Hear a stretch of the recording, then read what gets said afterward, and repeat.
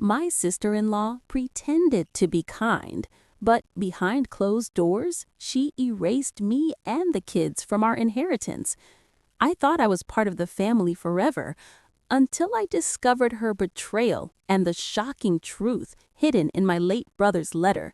Watch how I fought to protect the children, uncover the lies, and reclaim what was rightfully ours. I should have known something was wrong the moment she held my hand. That memory still sits in my chest, heavy and sour, like milk left out on a hot day. The day my brother's second wife, Samira, placed her soft, freshly manicured hand over mine, smiling that gentle, careful smile, I felt something tighten in my stomach. Not fear, not dislike, just something. A small tightening like a thread being pulled. At the time, I brushed it off. After all, grief had wrapped itself around my family like thick fog, and I thought maybe I was imagining things. The funeral had been only 3 days earlier. My brother, Harun, my only sibling, the one who used to sneak mango slices into my backpack on school days, was gone, leaving behind 2 children and a woman none of us knew as well as we wanted to.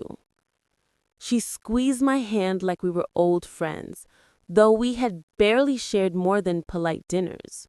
Her voice trembled just enough to seem believable when she said, "You've been such a blessing to the children. Harun always said you were their second mother." And I, foolishly, let those words soften me. I let them enter my cracked heart and settle like a bomb. If only I had known. If only I had paid attention to the way her eyes flicked toward the lawyer standing behind her, or how her thumb stroked the back of my hand the way one comforts a child before delivering bad news. Back then, I wasn't thinking about wills or documents or signatures.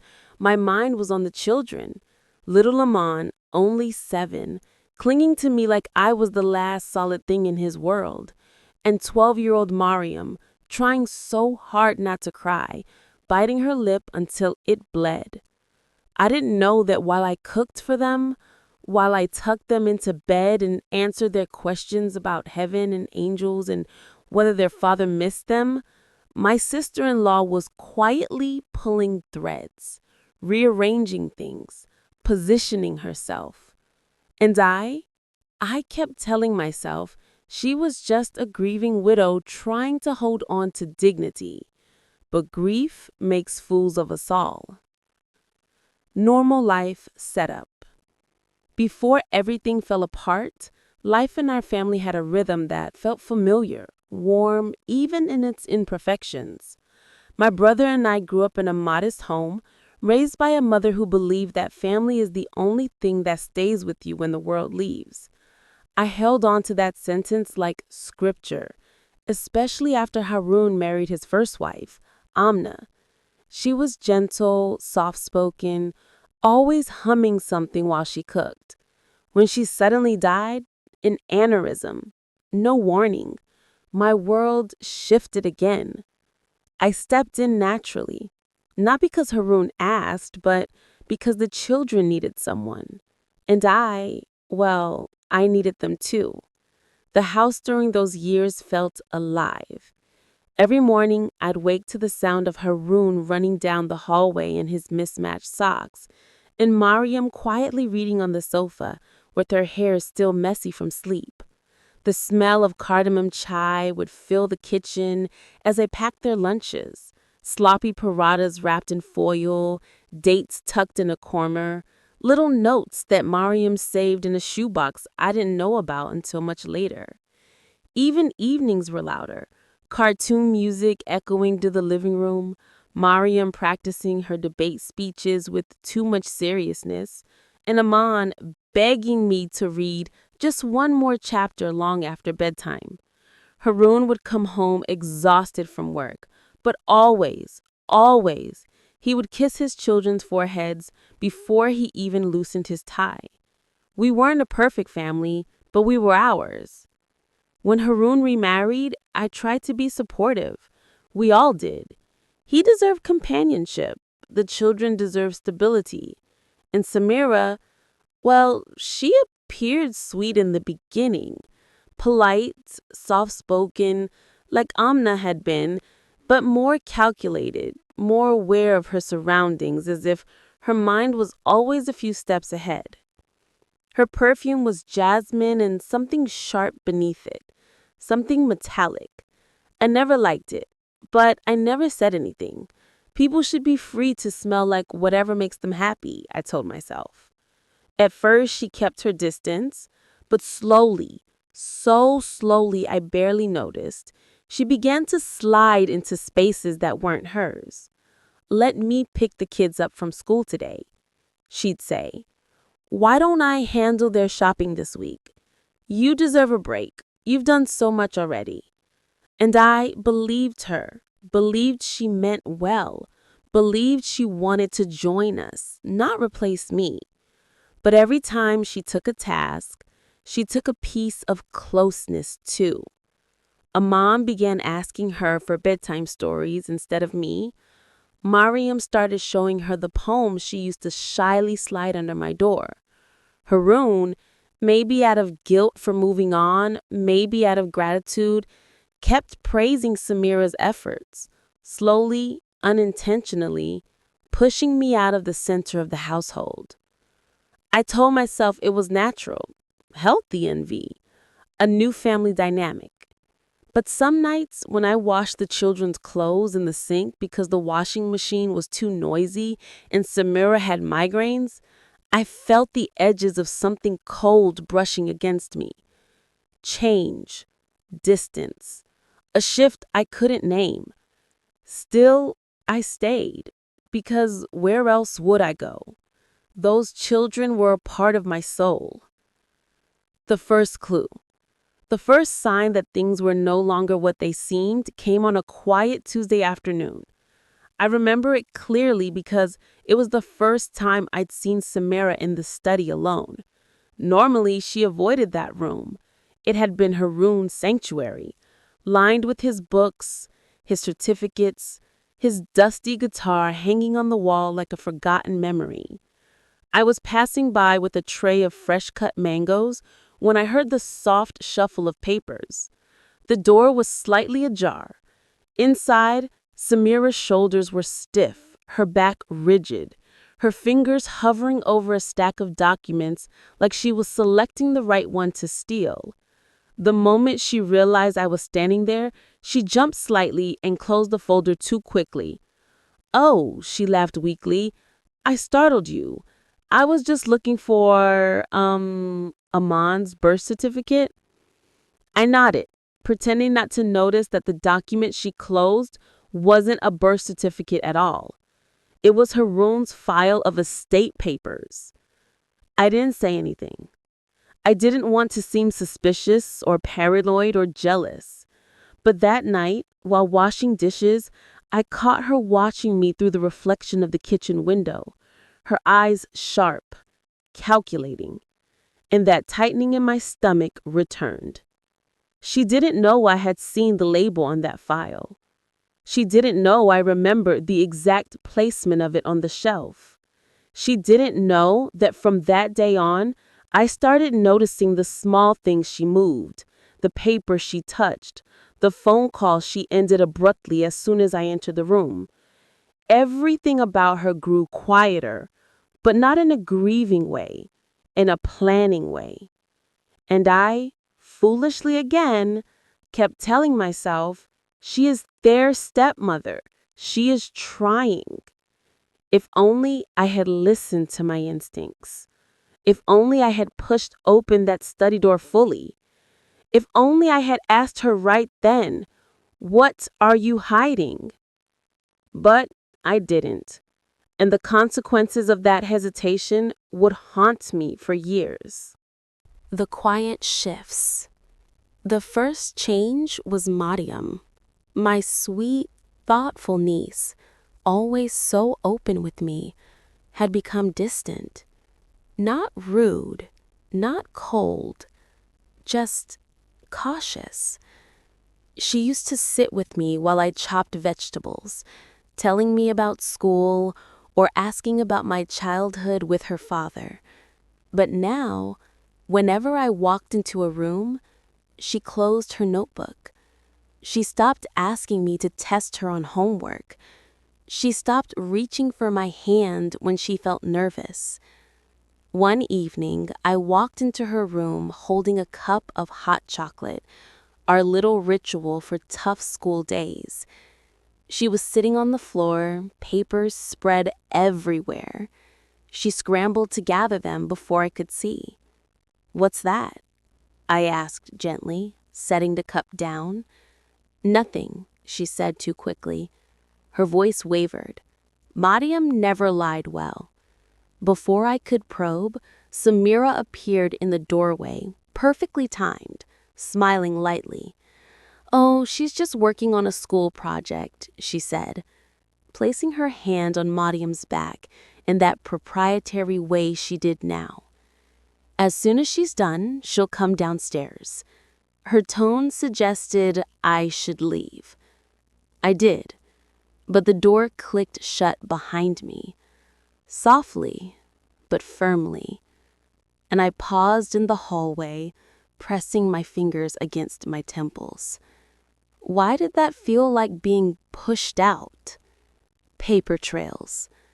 The second shift came a week later, during my monthly financial review. Harun and I had once handled the children's educational funds together, transparently, carefully.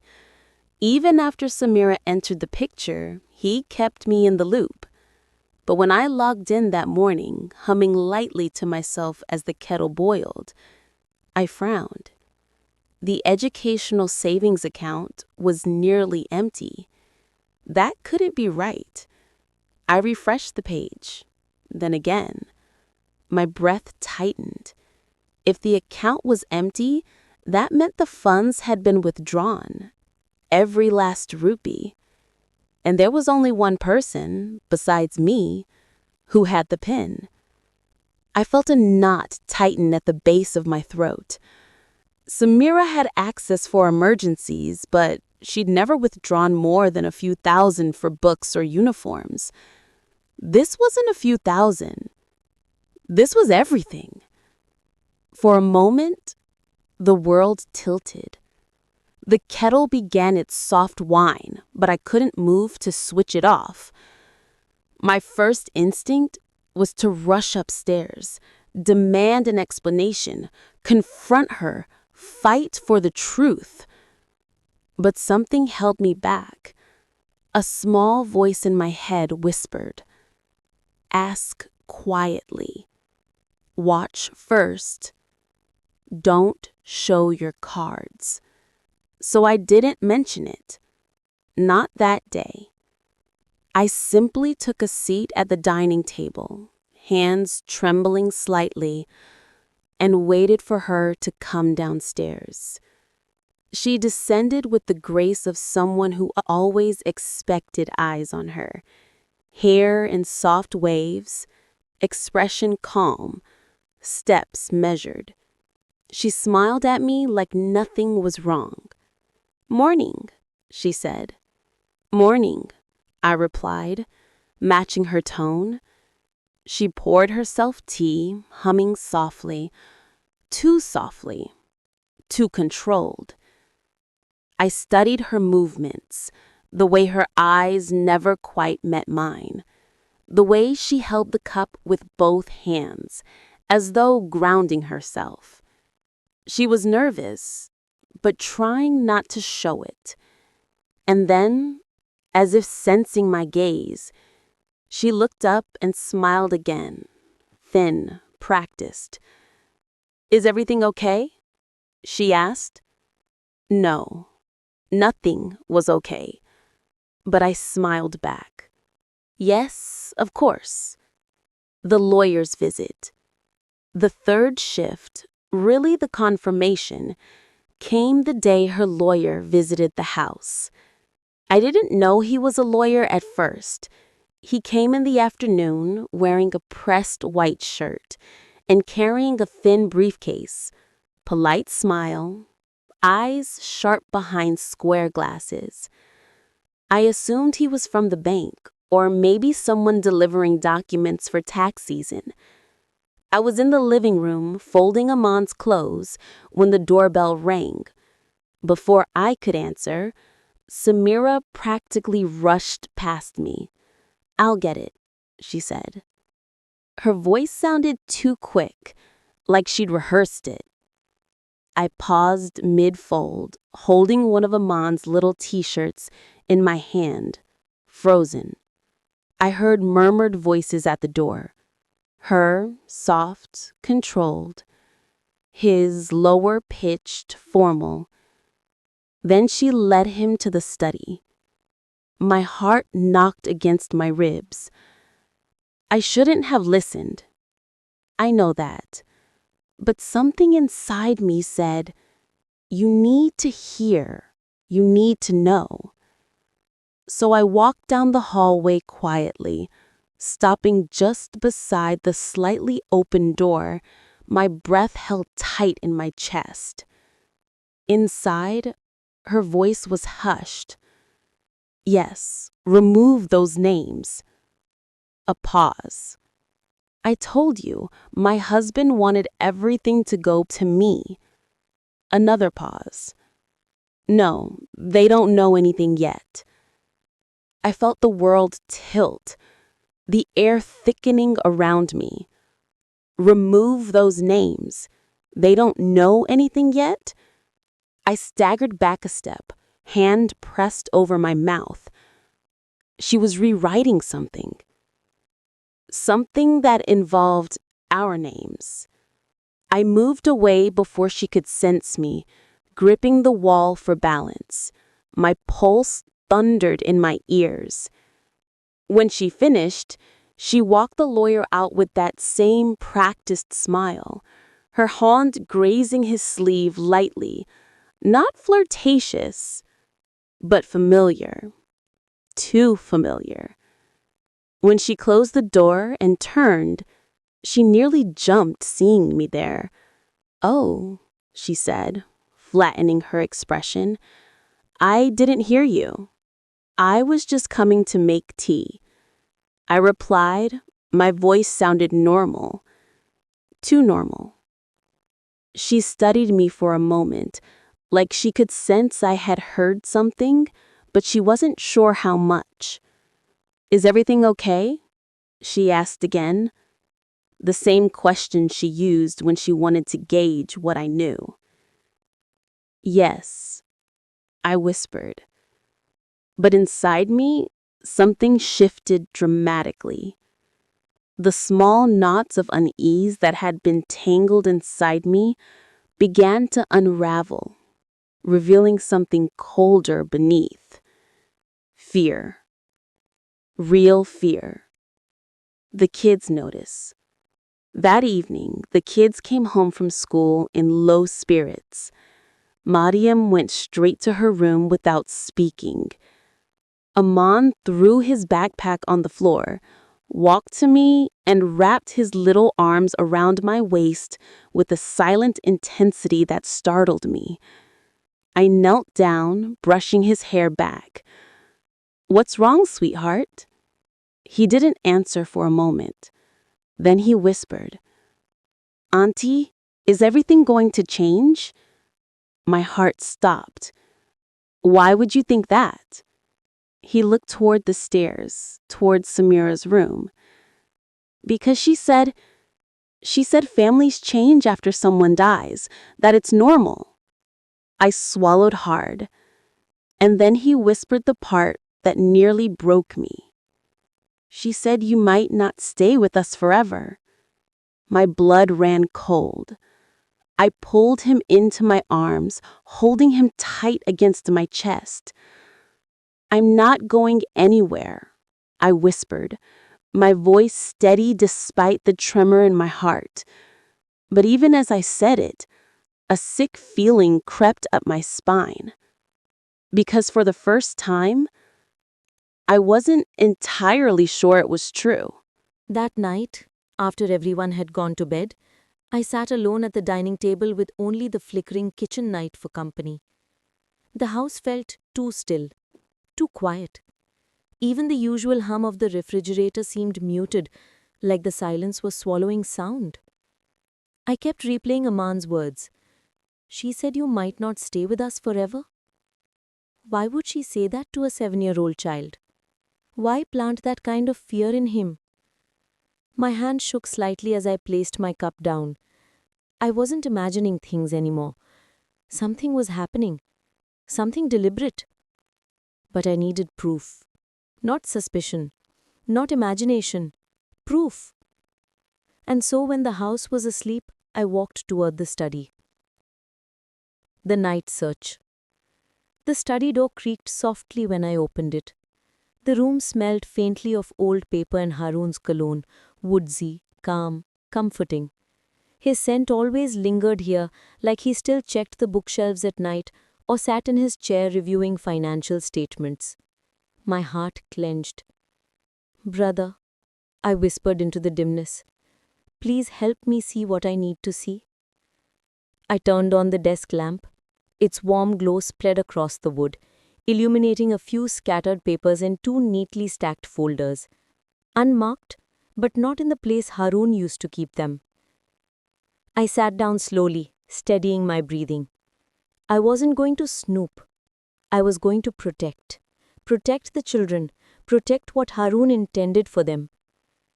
I opened the first folder. Just insurance statements. Renewal letters. Nothing unusual. But the second, the moment I cracked it open, my stomach dropped. A revised will. Dated 2 months before Harun's death. I felt my hands go cold. He hadn't told me he made a new will. He told me everything, even the smallest things. He wouldn't have hidden something this important. I read the opening paragraphs, my eyes racing. The language was formal, heavy, but familiar enough. I'd seen the previous version with him. We'd gone over it together. In that older version, the children were the primary beneficiaries. I was co-caretaker. Resources were divided responsibly, fairly, lovingly. But in this version, everything, every asset, every account, every property was left solely to Samira. I felt my heart thud painfully. Not a single mention of the children except one brief line. They will remain under her guardianship. And me? My name wasn't just missing. It had been removed. The language was clean, precise, like someone had gone through carefully, surgically. But even more sickening, my brother's signature at the bottom. Only, it didn't look quite like his usual signature. Harun's handwriting was always slightly slanted, the tail of the H almost too long. He used a specific pen, one I'd gifted him, with a fine point tip that made his signature smooth, confident. This one looked rushed, the stroke of the H too sharp, the letter slightly shaky. Could grief cloud my judgment? Could I be imagining this? I leaned closer, my breath shallow. No, this didn't feel like him. My fingers trembled over the page. And that's when I saw the sticky note. Half tucked, almost invisible under the last page, a small yellow tab with Samira's writing on it. Finalize with A. Finalize with A. A. Her lawyer. The man who had visited earlier. The room spun a little. I gripped the edge of the desk. This wasn't a misunderstanding. This wasn't me being paranoid. This wasn't a widow simply organizing her life. This was intentional, calculated, done behind my back, behind the children's backs, behind Harun's trust. A wave of heat flushed through me. Anger, betrayal, grief, all swirling together. But before I could process it, I heard footsteps outside. soft, slow, moving down the hall. My body stiffened. I closed the folder quickly, slid it back exactly where I found it, and turned off the lamp. The room plunged into darkness except for the faint hallway light slipping under the door. The footsteps paused right outside. A shadow crossed the gap. Samira. My pulse hammered in my ears. Then, after a long moment, she moved on. Her door clicked shut. I exhaled shakily. She knew. She must have sensed something shifting. She was checking.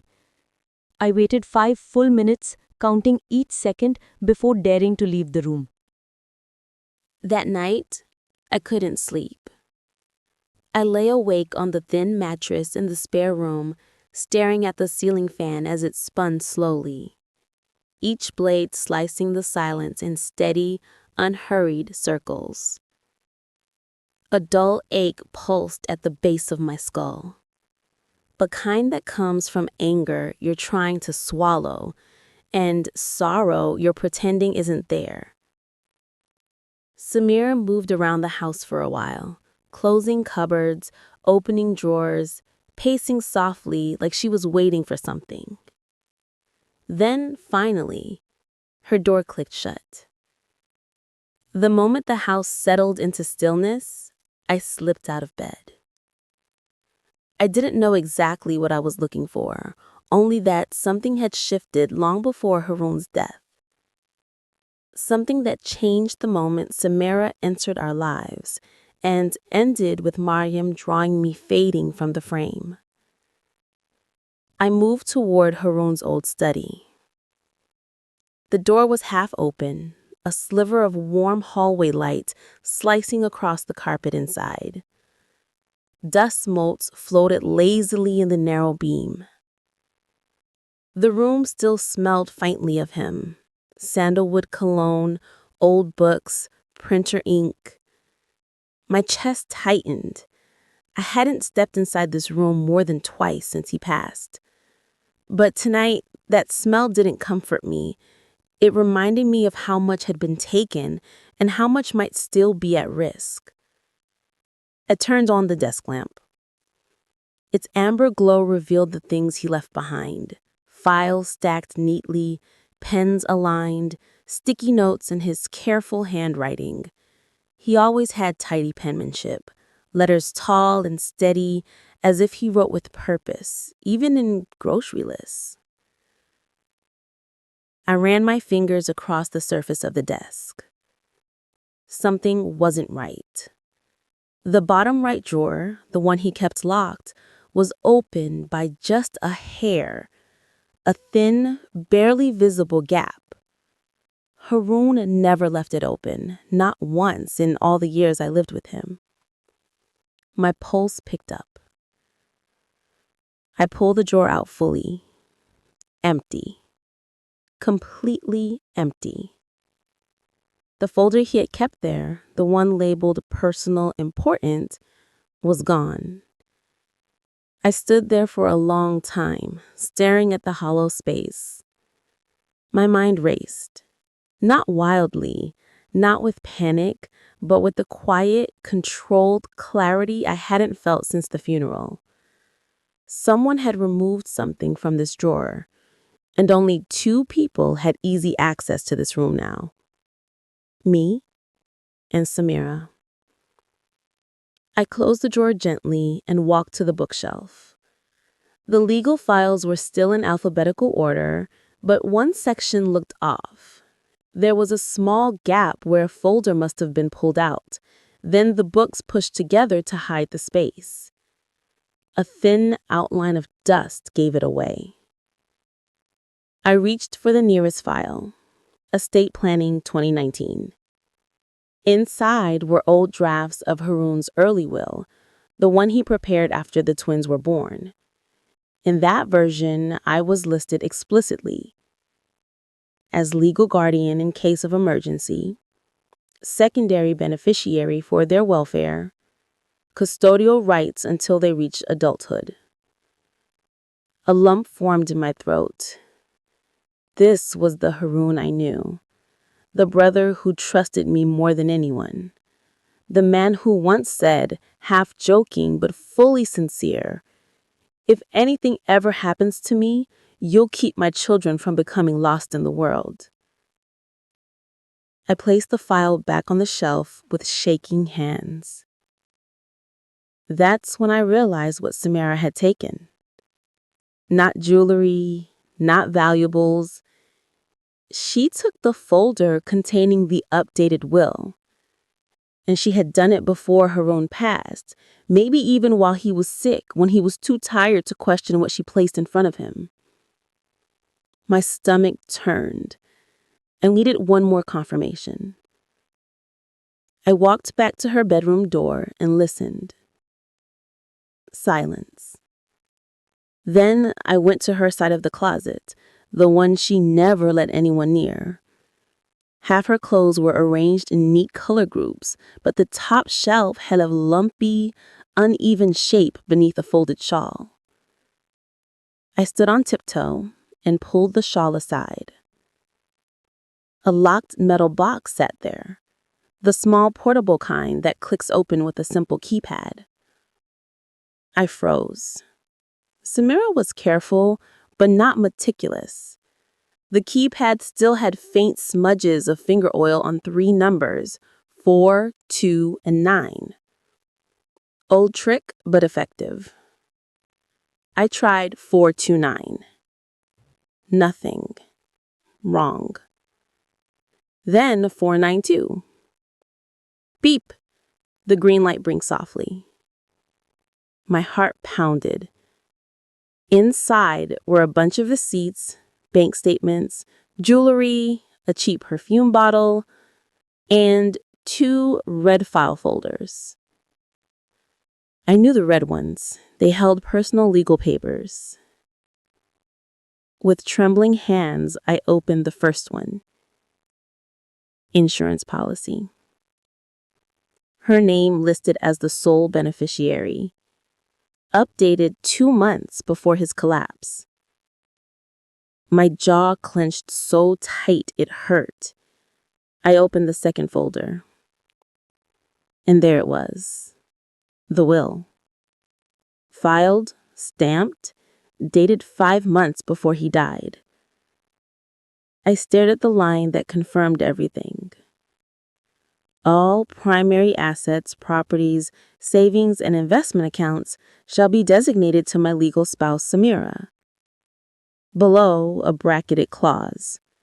No secondary beneficiaries.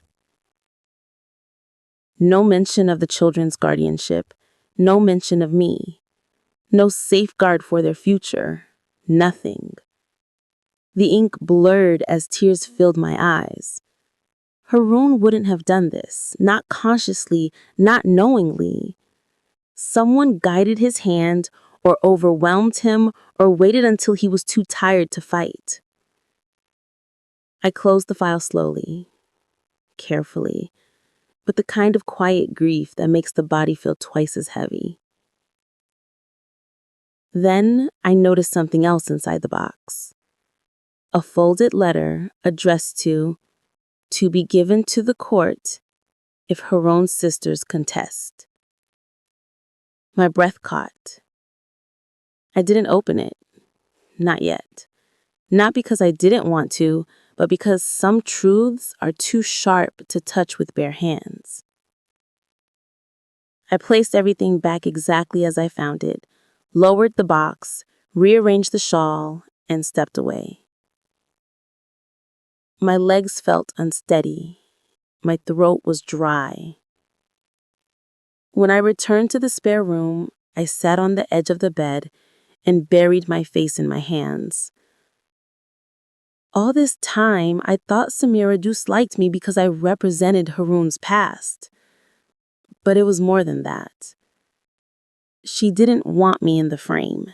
Not in Marmon's drawing, not in the house, and not in the future that Haroon had built long before she arrived. I was a threat, a witness, an inconvenience. She had erased me politely at first, and then legally. I couldn't cry. Not yet. The hurt sat in my chest like a stone, but beneath it was something else, something steadier, more resolute. If she had rewritten the will behind our backs, then I needed to find out what else she had rewritten.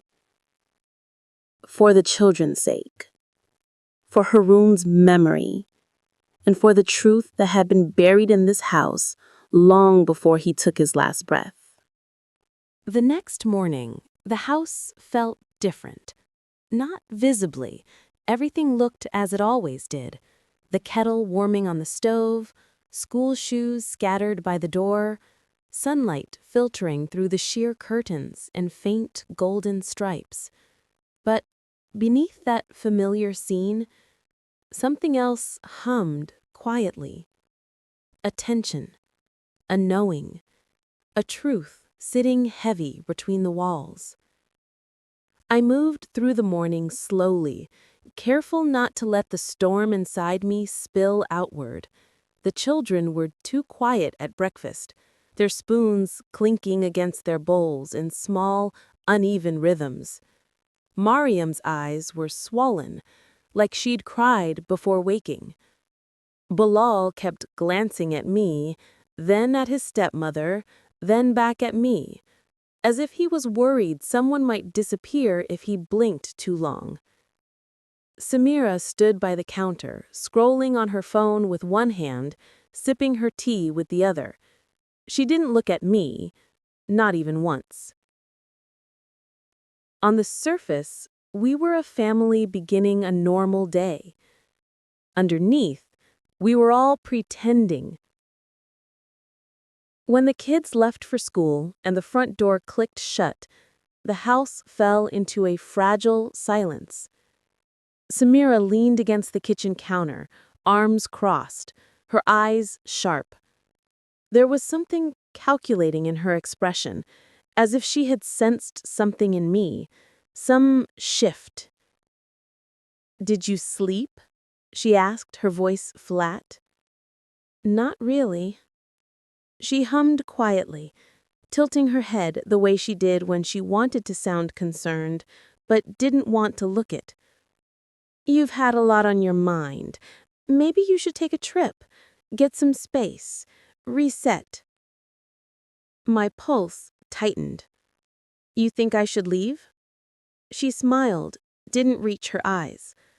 "I think the house is full, and things are delicate. Haroon's passing, the transition, it's hard for everyone." I held her gaze. She didn't flinch. "Things are delicate," I repeated softly. "Yes, they are." Something flickered in her eyes, a flicker of warning or maybe recognition, but she only nodded and walked away, leaving her half-finished tea on the counter. Only when her footsteps faded did I exhale. She knew. Not what I'd seen, not exactly, but she knew something had shifted in me, and people like her could smell that shift the way wolves smell fear. I steadied myself. I needed answers, not guesses, not sketches in a child's notebook, not gaps in bookshelves or smudged keypads. I needed proof, and there was only one place I could start. The lawyer. Haroon's lawyer, Mr. Ghani, had known our family for over 15 years. A gentle man in his late 60s with thick glasses and a soft voice that always reminded me of my father's. He had seen Haroon through every legal matter, business paperwork, insurance, and even the wills. If anyone would know the truth, it would be him. I arrived at his office just after noon. The building was old but dignified, with framed certificates lining the hallway and a slightly crooked rug at the entrance that probably had been there since the 90s. He looked surprised to see me.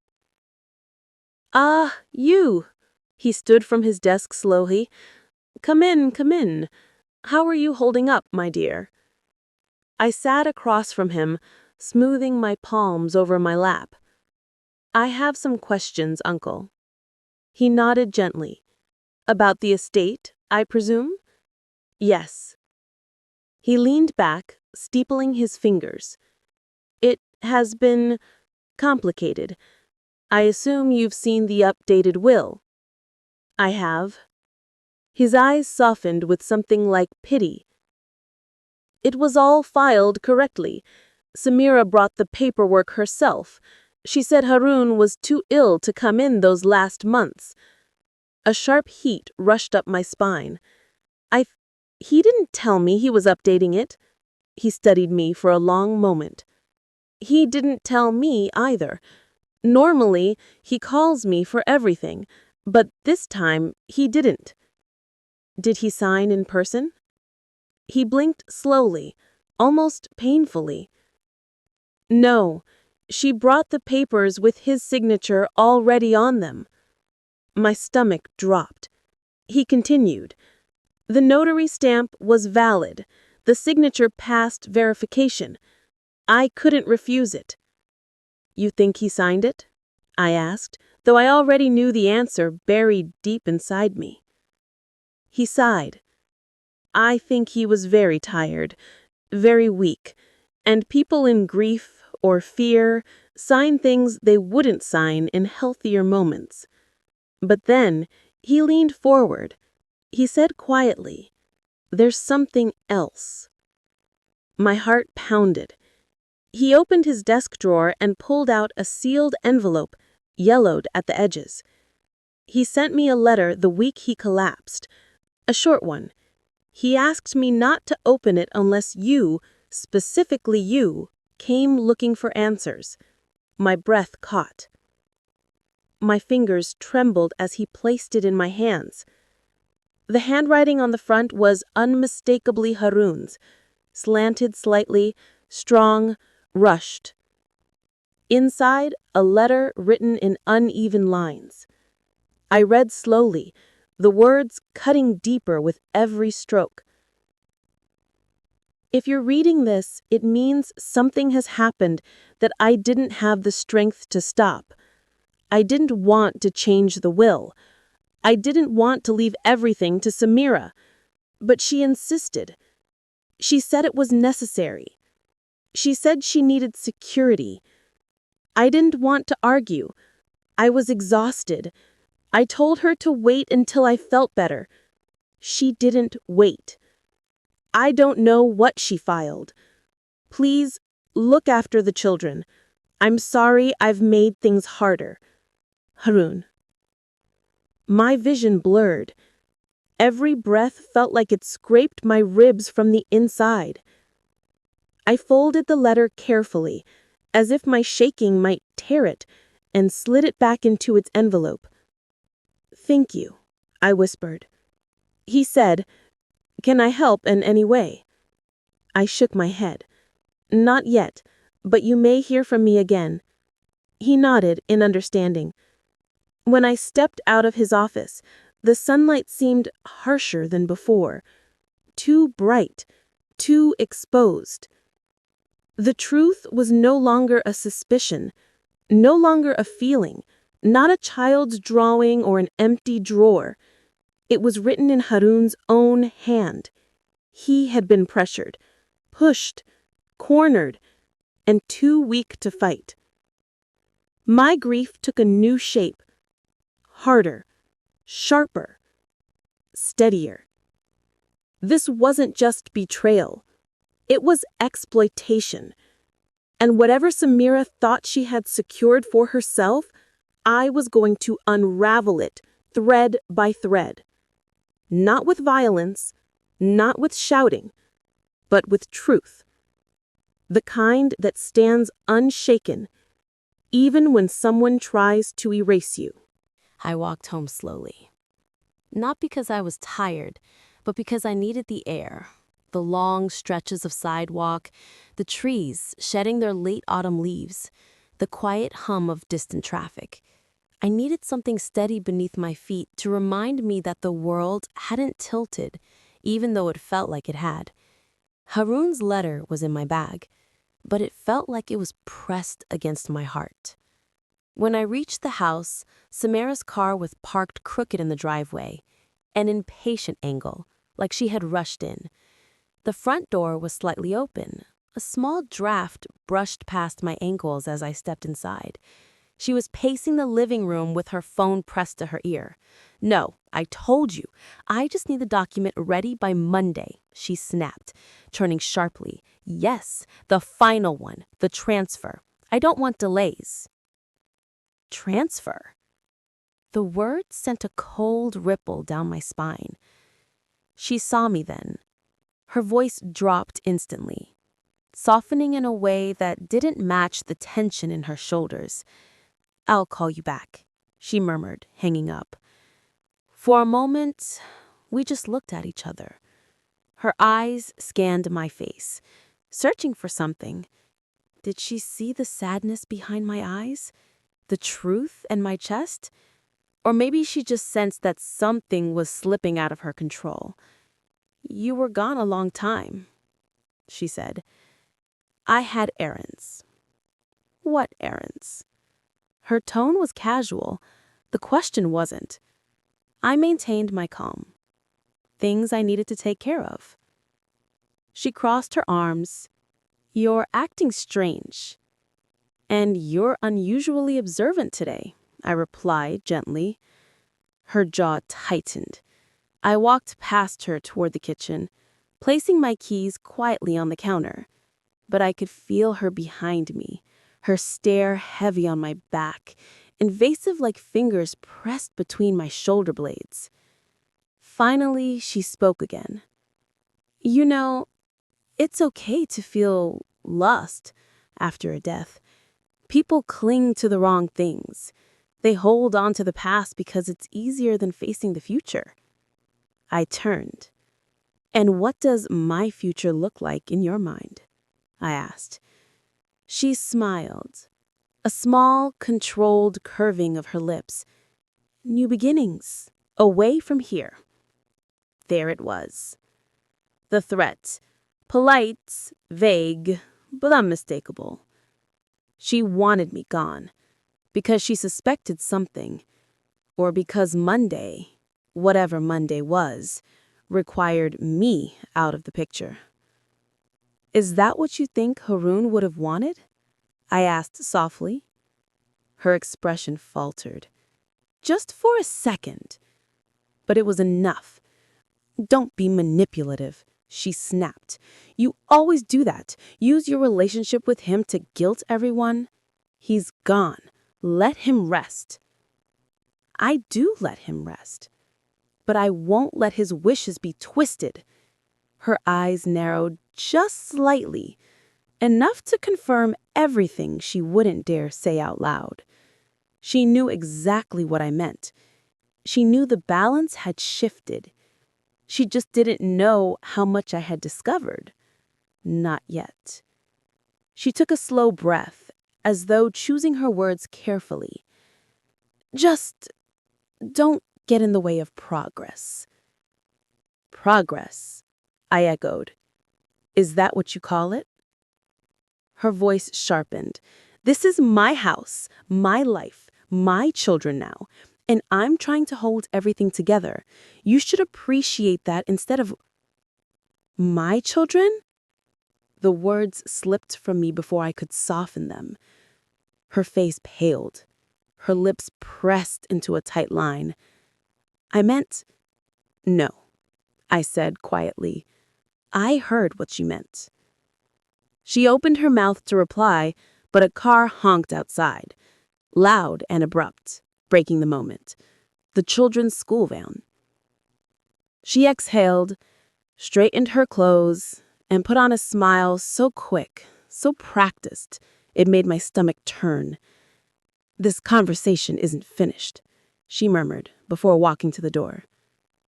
I stood there for a moment, breathing slowly, grounding myself. Then the door swung open and the children rushed in. "Auntie!" Miriam ran to me immediately, her arms wrapping tight around my waist. Bilal followed more quietly, but with a soft smile. Samara shifted into mother mode, fussing over their bags, asking about homework, chiding them gently about their shoes. She didn't look at me again. But Miriam did. She looked up at me with those large, thoughtful eyes and whispered, "Are you okay?" I touched her cheek. "I'm okay, sweetheart." "You don't feel okay." Children always know. Later, after their homework and dinner, I tucked the kids into bed. Miriam clung a little longer to my hand before letting go. When the lights were off, I stood in the hallway between their rooms, listening to their slow, even breaths.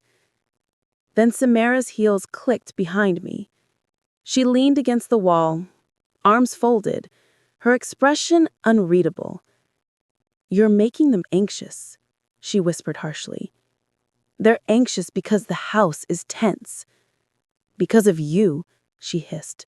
"No," I said, "because the truth is closer than you think." Something flickered across her face. Irritation, fear, or anger. I couldn't tell which. She stepped closer, her voice low and sharp. "You don't know anything." I didn't respond. Sometimes silence is louder than shouting. She walked away abruptly, heels tapping down the hallway like impatient heartbeats.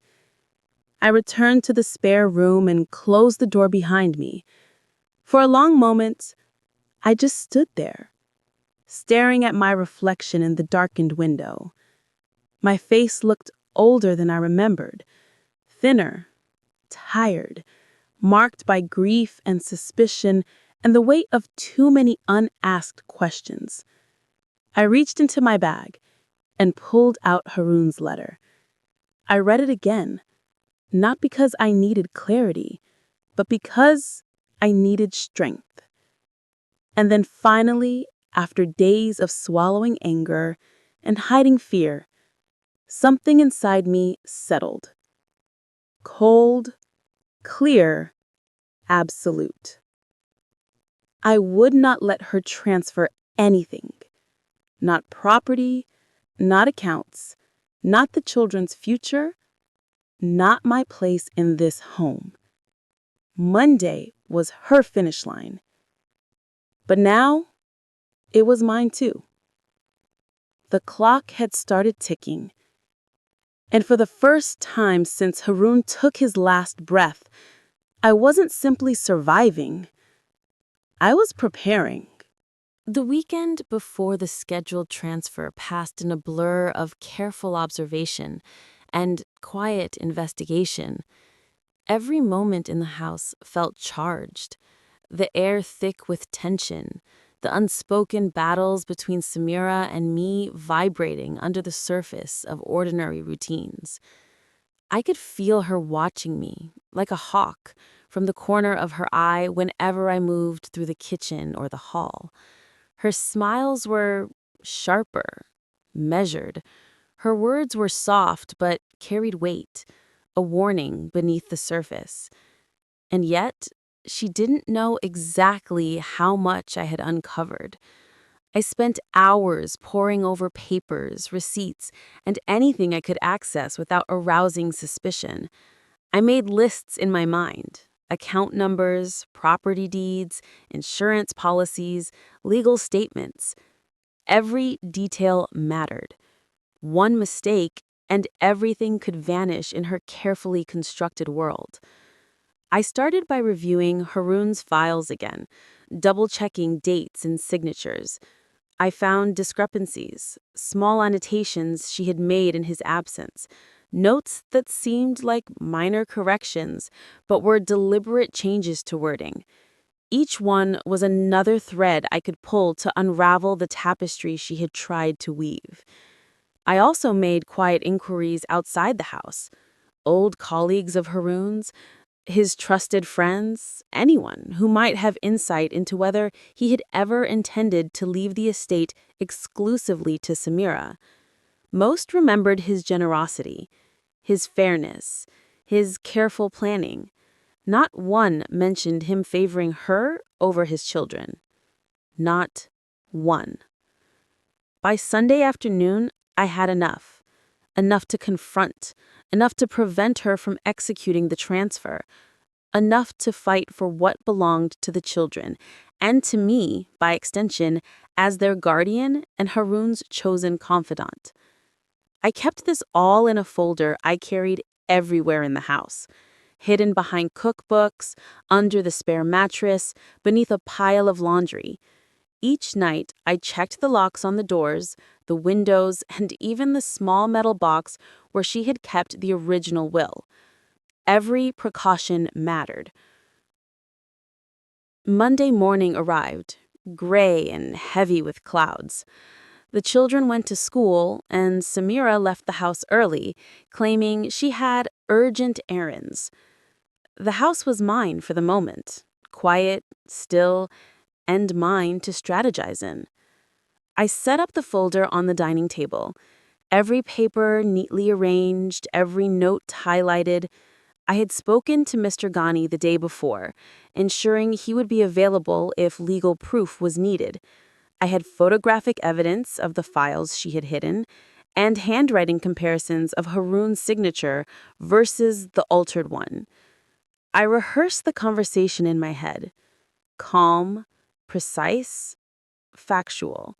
No screaming, no dramatic accusations. That would give her an excuse to dismiss me. I needed the truth laid bare, and I needed witnesses if it came to that. Then she returned earlier than I expected. I saw the car first, screeching slightly in the driveway as if she had been called back urgently. My heart jumped, but I didn't panic. She stepped into the house with that same polished grace, her heels tapping sharply on the tiles. She looked at me as if expecting me to have folded under the weight of fear, but I met her gaze steadily. "Good morning," I said, my voice calm, measured. She smiled thinly. "Good morning. Busy day?" "You could say that," I replied, nodding towards the folder. She glanced at the papers and froze, just slightly. "What's all that?" she asked, the casual tone laced with caution.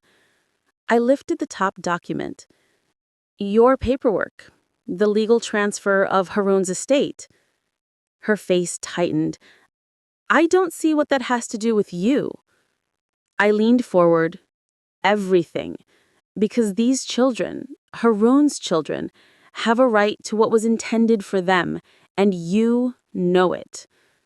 Her eyes darted briefly towards the living room, perhaps checking if the children had returned early, perhaps measuring her own options. "I don't know what you mean," she said, though her voice betrayed her. I opened the folder, slowly, deliberately. "This," I said, "the will, the insurance policies, the receipts, the legal filings, the evidence of changes made without his consent." Her hand twitched slightly, brushing against the edge of the counter. "You don't understand," she whispered. "I did what had to be done. Haroon wanted security. I'm just protecting everything." "Protecting everything," I echoed, holding her gaze, "including erasing the people who loved him most, including the children he died thinking you were helping, including me?" Her lips pressed together. I continued, my voice calm but sharp. "He trusted me. He trusted me with these children, with his household, with his legacy. And I am not letting that trust or him be rewritten by fear or ambition." She stepped back, clearly rattled, but she held her composure. "You can't just—" I said softly, "Yes, I can. Because the truth is here, and it's documented. And when the court sees it, and Mr. Ghani confirms the estate will reflect Haroon's wishes, not your version of them. Her color drained from her face. For the first time, I saw the woman behind the mask, not the polished, charming stepmother everyone else in the world saw, but the schemer who had tried to erase me from our lives. You'll ruin everything, she whispered. I shook my head. No, I will restore it. To him, to the children, and to me, because I am exactly where I am supposed to be. Here, standing for the family he trusted me to protect.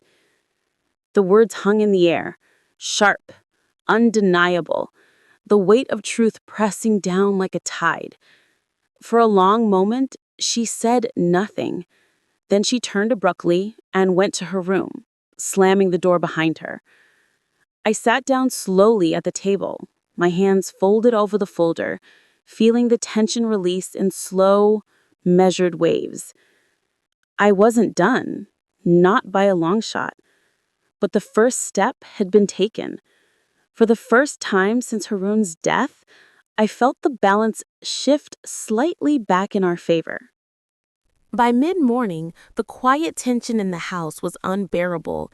Even the air seemed heavy, like it was holding its breath in anticipation. I sat at the dining table, the folder of evidence open in front of me. Each document, each note, each carefully preserved receipt was a lifeline, a thread connecting me to the brother I had lost and to the children I was determined to protect. I had called Mr. Ghani before Samira returned, briefing him on my plan. He was ready, patient, calm, the kind of steadiness I needed when every instinct in me screamed for confrontation.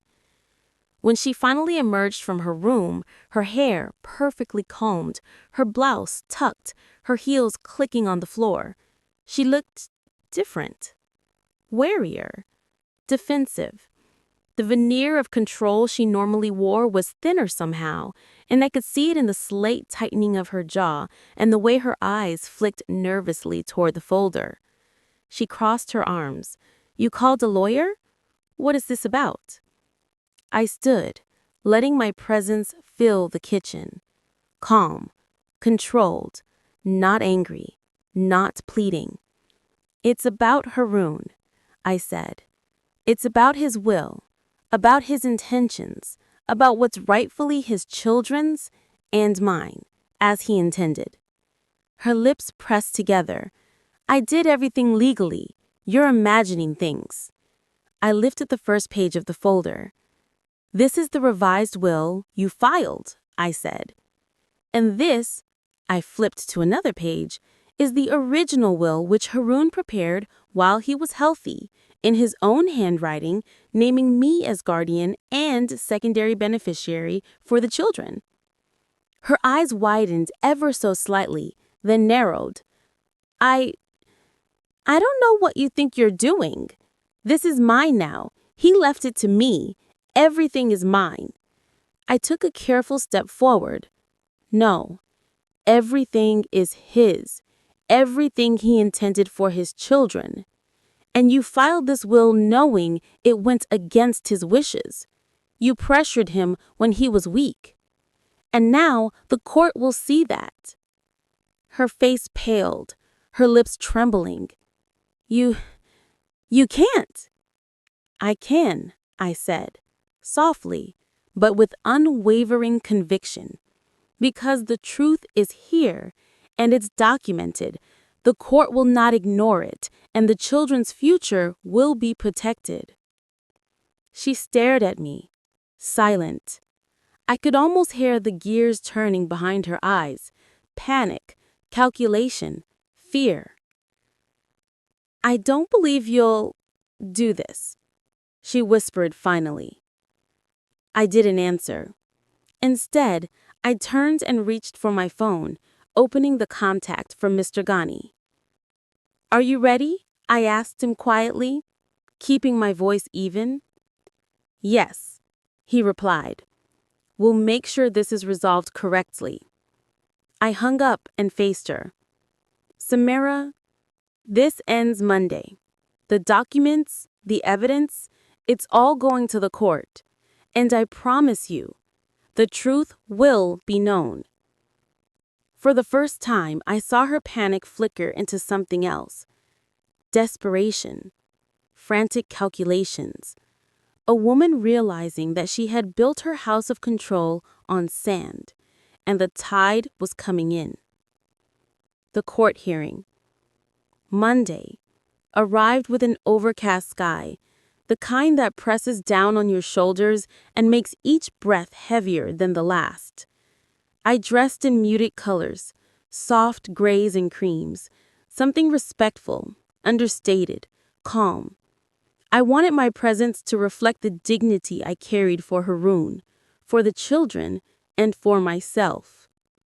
Samira arrived an hour early, immaculate, perfectly composed, but I could see it in her hands, the slight tremor as she clutched her purse, the subtle shift in her posture, the way her eyes flicked nervously toward the folder. The courtroom was austere but familiar. The wooden benches, the soft echo of the judge's gavel, the hushed murmurs of the small crowd, it all felt surreal, like we had stepped into a stage for truth, and now the actors were being revealed. Mr. Ghani guided me to a seat beside the children. Miriam held my hand tightly. Bilal clutched his backpack as if it were a shield. I leaned down, whispering, "It's okay, I'm here. Nothing will hurt you." The hearing began. Samira's lawyer read statements, pointing to the filed will, emphasizing its legality. They spoke of compliance, adherence to procedure, and the finality of the documents. Then Mr. Ghani stood, and I felt a shift in the room. He spoke slowly, deliberately. "Your Honor, we do not contest that a will was filed, but we contest its authenticity and its intent. Haroon Khan's true wishes, as documented in prior drafts and a letter in his own handwriting, naming me as guardian and secondary beneficiary for the children." He presented the evidence, the original will, the receipts, the insurance policies, and finally Haroon's letter. I watched Samira's face as each piece was revealed. The controlled composure began to crack, a tremor in her lip, a subtle shift in her posture, her hands clenched around her papers. The judge read portions of the letter. My stomach clenched with each word. Haroon explaining, pleading, directing me to protect the children if his intentions were subverted. When the court adjourned for deliberation, I could feel Samira's gaze on me. It wasn't just fear, it was recognition of what she had done and what she had lost. The children tugged at my sleeves as we left the courtroom. Miriam whispered, "Auntie, did we do the right thing?" I hugged her tightly. "Yes, sweetheart. Always. We did the right thing." Aftermath. By the end of the week, the judge ruled in our favor. The original will was reinstated. Samira was allowed a minor portion, but the bulk of Haroon's estate, properties, accounts, and assets was legally assigned to the children, with me as guardian. I watched Samira leave the courtroom quietly, a pale ghost of the confident woman she had once portrayed. She avoided eye contact, swallowed every word she wanted to say, and left without protest. It wasn't revenge. It wasn't satisfaction. It was justice. The children's laughter returned to the house. Quiet dinners felt warm again, and slowly I began to reclaim the sense of home that had been stolen from us. But more than the legal victory, more than the papers and rulings, what mattered most was this. I had honored Haroon's wishes. I had protected his children. I had preserved the truth. And in the quiet moments, when Miriam's head rested on my shoulder and Bilal whispered about school projects, I realized sometimes protecting family isn't about anger or revenge. It's about steadfastness, about seeing clearly when others try to blur the lines, about being present when someone you love is gone and no one else can fill that space. The house finally felt like home again, not because the walls had changed or the furniture rearranged or the light through the curtains was any different, but because the tension that had pressed down on every corner, every step, had finally lifted.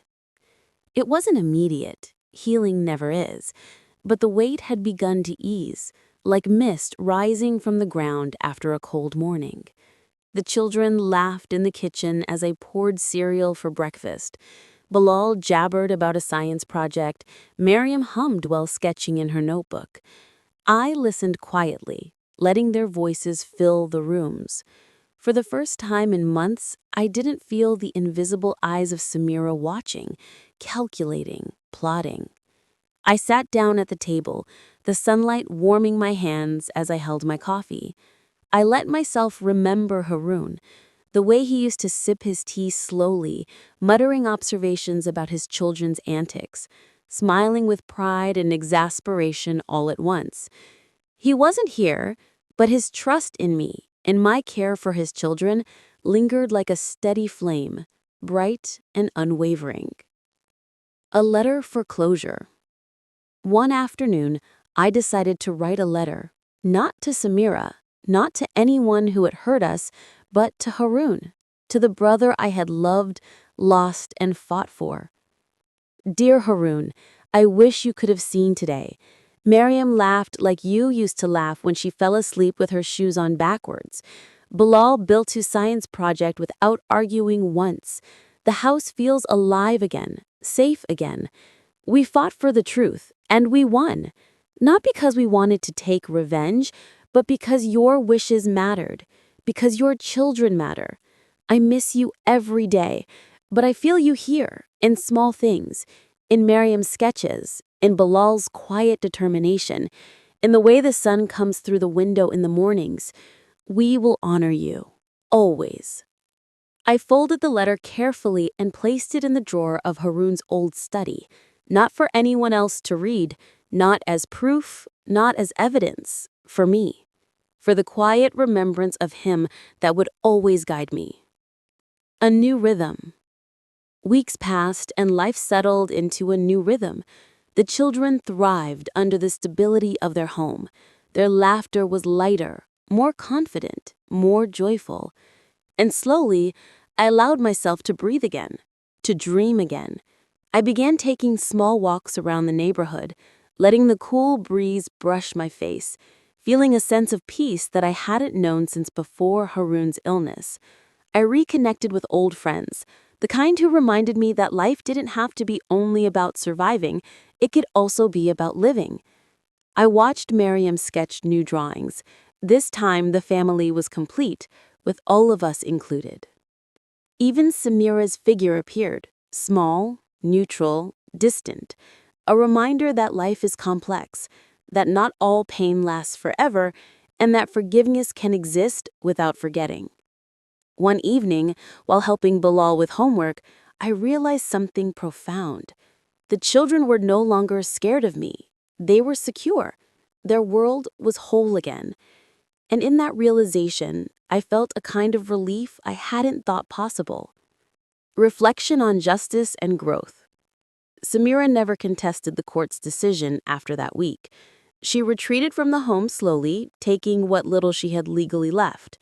I never hated her. I didn't need to. Her actions had consequences, and justice, quiet, dignified, inevitable, had been served. I learned something vital through all of this. That love for family can be a shield, even in the darkest times. That truth, when pursued with patience and integrity, cannot be buried forever. That grief doesn't vanish, but it can become a compass rather than a chain. And that courage is not loud. Sometimes it's the calm persistence of standing firm for what is right. I looked at the children as they slept that night, small hands curled in dreams, and I felt a wave of gratitude mixed with quiet sorrow, mixed with pride. Haroon had trusted me with them. I had fulfilled that trust, and now we were free to grow together. Moving forward. Months later, the house felt lighter. I painted one of the walls a soft cream color. Miriam and Bilal helped, choosing shades and arranging their rooms. The garden outside bloomed for the first time in years, reflecting the new chapter we were beginning. I didn't dwell on what Samira had taken or how carefully she had tried to erase us. That was the past. Haroon's memory, the children's laughter, the warmth of our home, that was the present. That was real. That was ours. And every time I looked at the children, I reminded myself that life could be messy, full of betrayal and heartbreak, but it could also be redeemed, gently, patiently, beautifully. Would you have had the courage to fight even when the odds felt insurmountable? I look at you, my listener, and wonder, how would you protect the family you love most? Because sometimes courage isn't about swords or shouting. It's about standing quietly, with the truth in your hands and love in your heart, until justice finds its way. The house is quiet now, in that comforting, lived-in way. The kind of quiet where you can hear your own heartbeat, feel your own breathing, and notice the small, beautiful details that make life worth holding on to. Mariam's sketches are stacked neatly on the shelf, each one a little story of her imagination, her fears, her joys. Bilal is sprawled on the couch, reading, his backpack abandoned in the corner.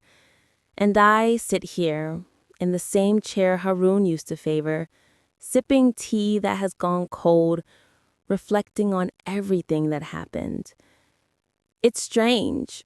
Grief, betrayal, fear, anger, all of it still lingers, but it's no longer controlling me.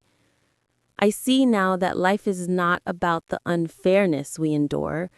It's about the courage we summon in response, about the strength we find in love and in the quiet, steadfast acts of protecting those who cannot protect themselves. I think about Samira. I don't hate her anymore. I understand in a small, sad way that fear drives people to do desperate things. But I also know that truth will always outlive deception. And in that, there is justice. The children are safe. Haroon's wishes have been honored. And I have learned, perhaps the most important lesson of all, that family is more than inheritance, more than walls or money. Family is care, loyalty, and love that endures, even in the face of loss. And so we move forward, slowly, carefully, gratefully, together. A gentle question for you. I want to ask you, my listener, something important. If you were in my shoes, standing between the people you love and someone trying to take it all away, what would you do? Would you fight quietly, carefully, with patience and proof? Or would you step back and hope that time and luck protect what matters most? Sometimes life doesn't give us easy answers. Sometimes the hardest battles are fought not with anger or shouting, but with steady courage and unwavering love. And in those moments, we find out what we are truly made of. Closing thoughts. I share this story not because I want sympathy. I share it because I know that someone out there is struggling with betrayal, loss, or injustice in their own family. You are not alone. Your courage matters. Your love matters. And even when the world feels like it's turning against you, you can find the strength to stand firm for yourself, for your loved ones, and for the truth. If you felt the weight of this story, the fear, the heartbreak, the triumphs, consider sharing your thoughts in the comments. Tell me, how would you have handled a betrayal like this? And if you want to hear more stories of family, heartbreak, betrayal, and hope, subscribe and turn on notifications, because sometimes the most extraordinary lessons come from ordinary lives, told honestly, one story at a time. The house is quiet now, but the future, our future, is alive, full of possibility, and most importantly, together.